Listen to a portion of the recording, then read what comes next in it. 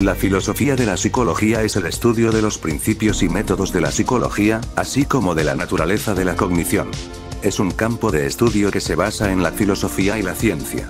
La filosofía de la psicología se ocupa de cuestiones como la representación mental, el estado de los estados mentales, la relación entre la mente y el cuerpo, los procesos que determinan la conducta. La filosofía de la psicología es un pilar de la ciencia cognitiva, que también incluye la neurociencia, la inteligencia artificial, la lingüística, la biología y la ciencia computacional. La psicología filosófica es otra disciplina que estudia la psique humana desde el punto de vista de la filosofía. Se basa en las nociones filosóficas sobre la mente y en la ciencia. La filosofía es la madre de todas las ciencias, siendo la psicología parte de ella hasta su independencia alrededor de 1879 con el nacimiento de la psicofísica. Su significado literal es psichelogos, estudio de la mente. Una rama de la filosofía es la filosofía de la ciencia, que, desde la división hecha por Ferrier en el siglo XIX entre ontología y epistemología, se encarga del análisis del conocimiento científicamente obtenido. Cada ciencia genera su propia epistemología o filosofía especial, con base en las características de su quehacer intrínseco.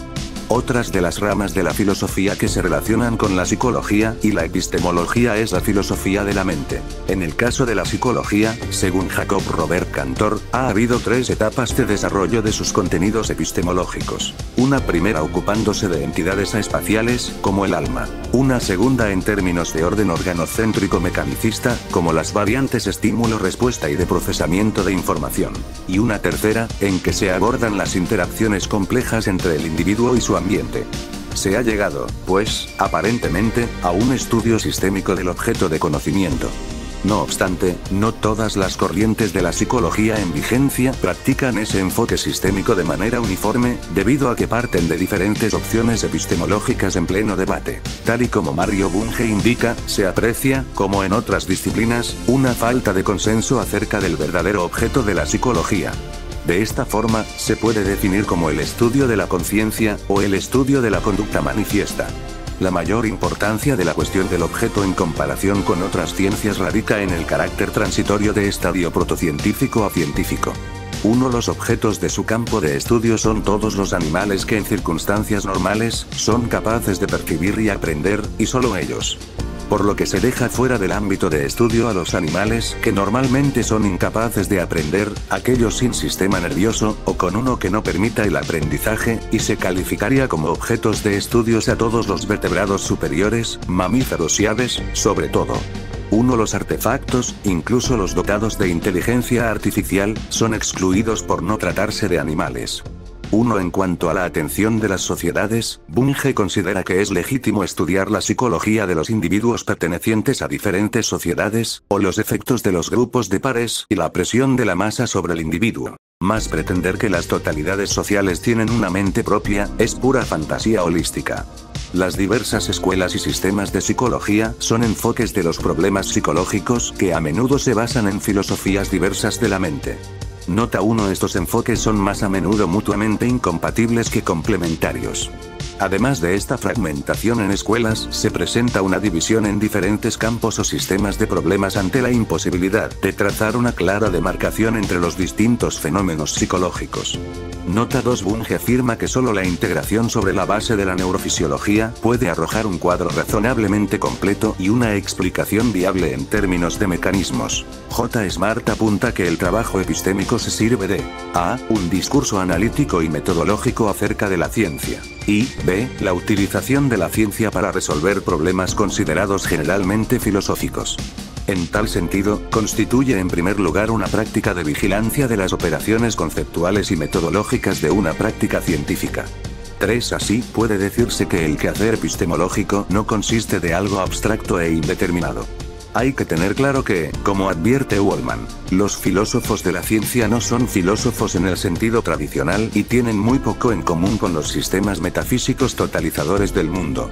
Los modernos filósofos de la ciencia no pretenden saber más que los científicos cuya obra estudian. 4. Lo que la epistemología busca, fundamentalmente, es el análisis formal del trabajo útil para la adquisición y consolidación de conocimientos, sea a través de las relaciones entre las proposiciones y los datos, sea a través de la correspondencia entre aquellas proposiciones, su ordenamiento lógico y su significado, o la estructuración teórica y el proceso empírico del investigar.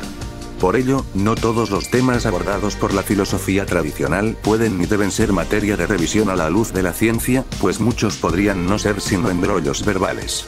En este caso, la misión de la epistemología es disolver dichos problemas mediante el análisis lingüístico de las expresiones, tal como lo intentan, por ejemplo, Gilbert Ryle y Ludwig Wittgenstein.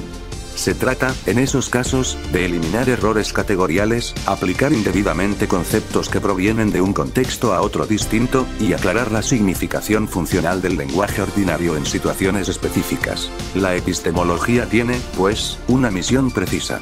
No se puede llamar epistemología a cualquier concepción o tradición filosófica desarrollada independientemente del conocimiento científico. Así pues, en principio la fenomenología y el existencialismo deberían quedar fuera de esta denominación.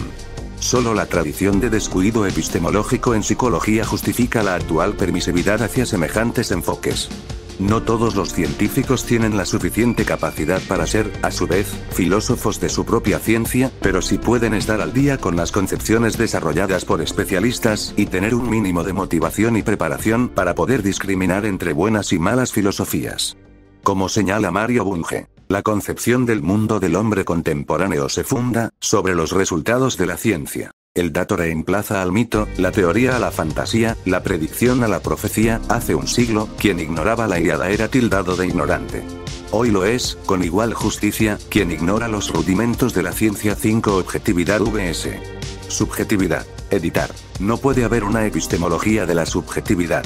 Al ser definida como filosofía de la ciencia, ya está implicando el análisis de un conocimiento objetivo, vale decir de los productos que sobre la propia actividad del sujeto se han elaborado en el transcurso de su interacción con el objeto. Esos productos son cosas, relaciones y propiedades existentes fuera de la representación subjetiva que se haga de ellos. Cuando se dice que el sujeto epistémico es quien configura al objeto, Piaget, 1970-1981, se comete un error de tipo trascendentalista, pues el sujeto está sometido a las mismas leyes que el objeto. Esto quiere decir que lo que uno, como observador, percibe acerca de la realidad interna o externa al cuerpo, está predeterminado por el influjo del objeto sobre los sentidos. En otras palabras, para simplificar el asunto, lo material determina lo ideal. La cuestión de la objetividad del conocimiento está relacionada con la posibilidad de obtener un conocimiento verdadero del objeto. Esto es puesto en duda por los filósofos metafísicos y los psicólogos dualistas, para quienes lo objetivo no pasa de ser más que una invención útil para organizar la experiencia.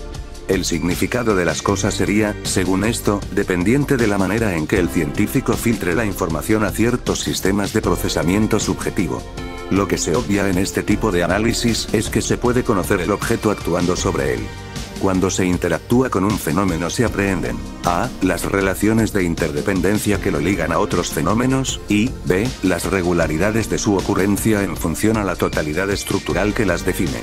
Una vez penetrado el sentido de estas realidades se puede intervenir sobre ellas, transformándolas.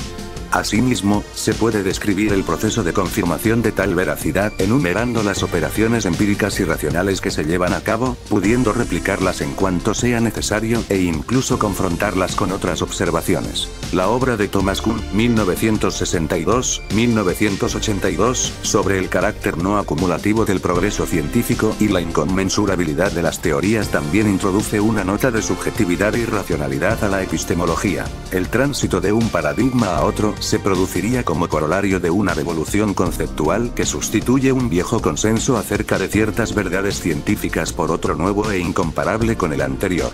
Por consiguiente, no funcionaría el recurso de la falsabilidad propuesto por Karl Popper para distinguir las buenas de las malas teorías, ni tampoco sería útil la discusión entre los defensores del viejo y del nuevo paradigma, pues ambos hablarían de cosas diferentes.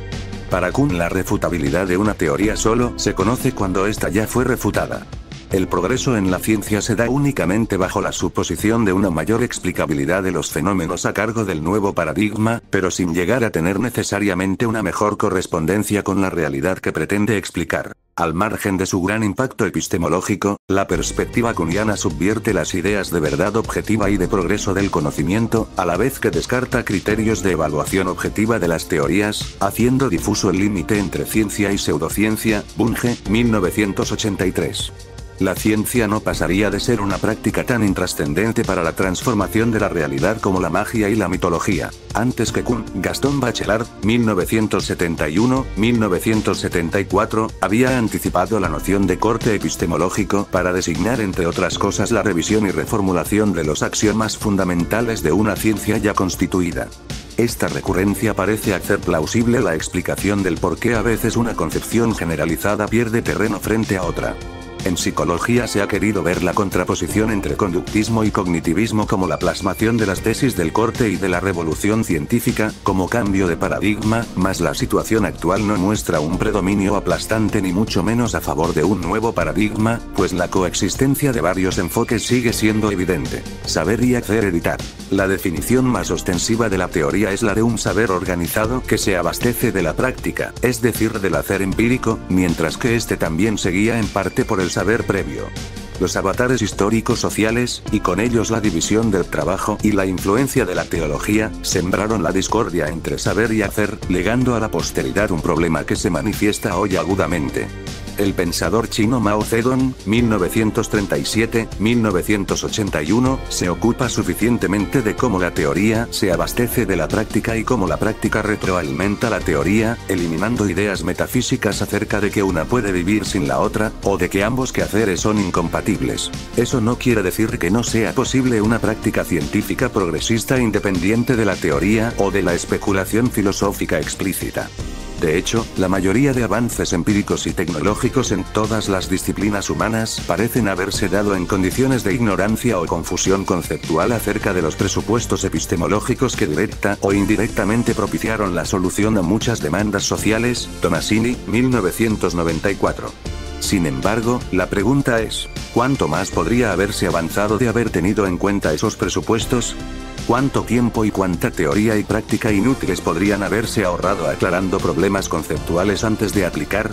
Por esta razón es importante para los científicos contemporáneos poner por delante el desarrollo de sólidas concepciones epistémicas en sus respectivas disciplinas, haciéndolas más efectivas en la lucha contra el atraso y el prejuicio, tal como en el relato de Homero, Minerva iba precediendo a Diomedes en su acometida victoriosa contra Venus y Marte. Eventos y constructos editar. El desarrollo de la ciencia es calibrado por Cantor, 1963-1991, como una progresión de tres etapas. A. La de la propiedad sustancia, B. La de la correlación estadística, y C. La del campo integrado. En psicología, la primera etapa incluye entidades transespaciales, la segunda fórmulas estadísticas que pretenden indicar la relación entre lo físico y lo mental, y la tercera la interacción de un individuo con objetos estimulantes, en condiciones inmediatas precisas y sobre la base de contactos previos del organismo y los objetos estimulantes. P. 583.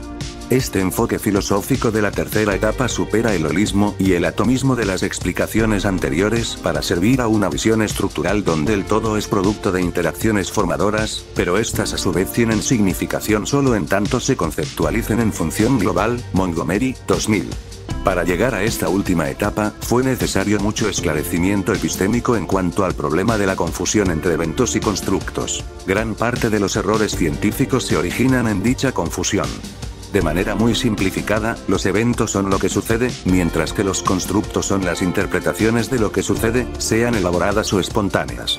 En cualquier caso, todo conocimiento e interpretación es, en principio, inseparable del sistema productivo al cual pertenece, y todo sistema productivo está ligado a un medio ideológico. Una adecuada epistemología permite distinguir entre eventos y constructos, con el fin de disminuir el papel ideológico de estos últimos. Para ello el citado Cantor exige un cuidadoso análisis de las construcciones manipulativa, formulación del problema y plan para atacarlo, descriptiva, síntesis de las características investigadas y clasificación en una escala de validez y utilidad científica, y explicativa, construcción sistemática para interrelacionar eventos. En ningún caso puede haber constructos válidos que se refieran a nociones sin contacto con, o derivación de, los eventos que se refieren, describen y explican. Por fortuna el uso de definiciones técnicas, diagramas, coordenadas, tablas de constantes y la continua interacción concreta con los eventos estudiados propias del teórico práctico facilitan dicha labor. Las influencias ideológicas y los valores no son factores omnipotentes de los cuales no se puede escapar.